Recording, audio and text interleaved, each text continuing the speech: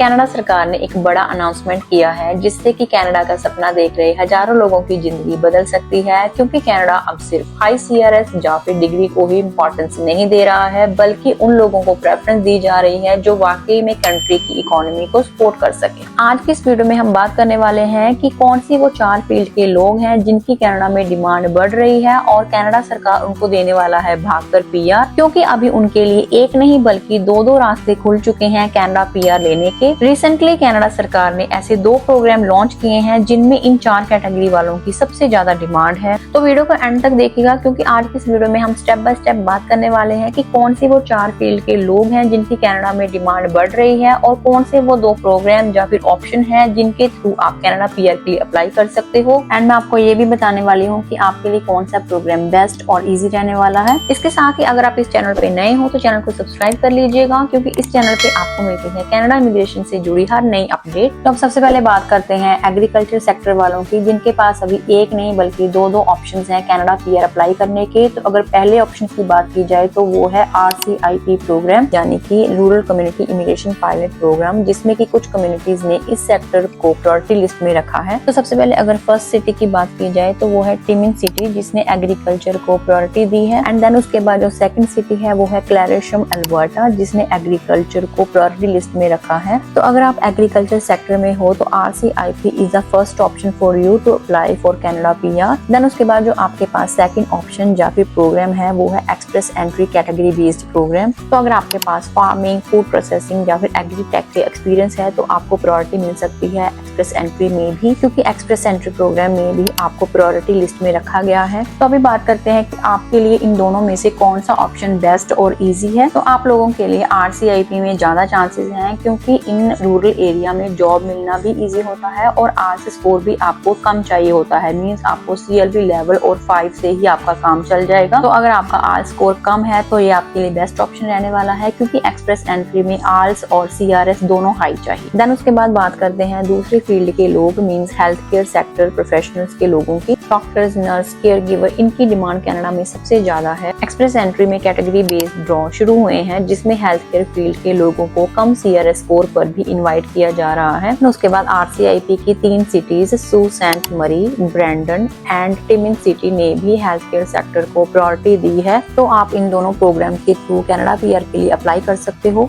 तो अब अगर बात की जाए कि आपके लिए इन दोनों में से कौन सा ऑप्शन बेस्ट है, तो RCIP की रूरल एरिया में हेल्थ केयर वालों को जॉब ऑफर इजीली मिल जाता है और आर्ट्स में भी आपको स्कोर बहुत कम चाहिए होता है। बट अगर आपके पास हाई आर्ट्स स्कोर है और एक्सपीरियंस है तो एक्सप्रेस एंट्री भी आपके लिए बेस्ट ऑप्शन है। एंड RCIP प्रोग्राम में भी आपको जो है कनाडा PR 6 से लेकर 8 महीने के अंदर मिल जाती है। तो इसलिए आपको चेक करना है कि एक्सप्रेस एंट्री या फिर RCIP दोनों में से आपके लिए क्या बेस्ट ऑप्शन है और किस प्रोग्राम का एलिजिबिलिटी क्राइटेरिया आप इजीली पूरा कर पा रहे हो, क्योंकि RCIP में कंपटीशन एक्सप्रेस एंट्री के मुकाबले बहुत कम होता है और RCIP प्रोग्राम के बारे में बहुत कम लोगों को पता होता है। तो आपको ये सेकंड ऑप्शन भी एक्सप्लोर करना है एक्सप्रेस एंट्री के साथ साथ। उसके बाद अगर बात करें तीसरे प्रोफेशनल या फिर फील्ड के लोगों की, तो वो है स्किल्ड ट्रेड्स के लोग। एक्सप्रेस एंट्री में भी अब उनके लिए अलग से कैटेगरी ड्रॉ आ रहे हैं, जहाँ CRS स्कोर कम होने के बावजूद भी उनको इन्विटेशन मिल रहा है। प्लस RCIP की भी 2 कम्युनिटीज जैसे कि टिमिन्स एंड ब्रैंडन ने भी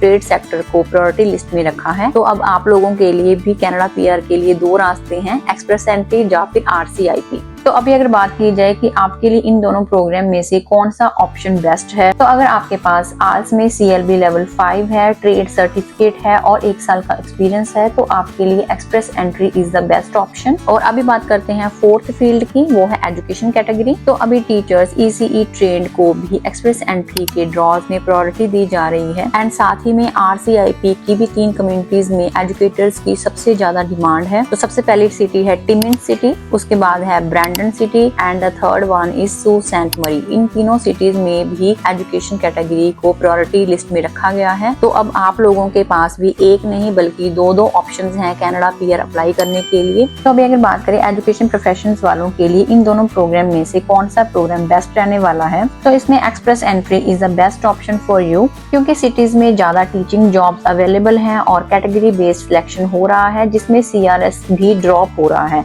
बट RCIP में लिमिटेड लोकेशंस और ऑप्शंस हैं। एंड बट अगर आपके पास आर्ट्स में CLB लेवल 6 तक का स्कोर है तो RCIP भी आप चूज कर सकते हो। तो इसमें RCIP के थ्रू जिन सिटीज को मैंने मेंशन किया है, मींस जिन सिटीज ने एजुकेशन कैटेगरी को प्रायोरिटी लिस्ट में रखा है, तो आपको उन सिटीज से जॉब ऑफर लेटर लेना है। तो अगर आपको जॉब ऑफर लेटर मिल जाता है और आपका स्कोर CLB लेवल 6 तक का है तो RCIP भी आपके लिए एक गुड ऑप्शन है, क्योंकि जैसे कि मैंने बताया कि अभी आपके पास एक नहीं बल्कि दो ऑप्शंस हैं, तो आपको दोनों ही एक्सप्लोर करने हैं। जिस प्रोग्राम का एलिजिबिलिटी क्राइटेरिया आप मीट कर पा रहे हो, आपको उस प्रोग्राम के थ्रू ही कनाडा PR अप्लाई करनी है। तो मींस आपको ये चेक करना है कि आपकी प्रोफाइल इन दोनों प्रोग्राम में से किस प्रोग्राम के लिए फिट बैठ रही है। तो आई होप आज की ये वीडियो आपके लिए इन्फॉर्मेटिव हेल्पफुल रही होगी। तो वीडियो को एक लाइक कर दीजिएगा और अगर आप चैनल पे नए हो तो चैनल को सब्सक्राइब कर लीजिएगा। See you in the next video. Thank you for watching.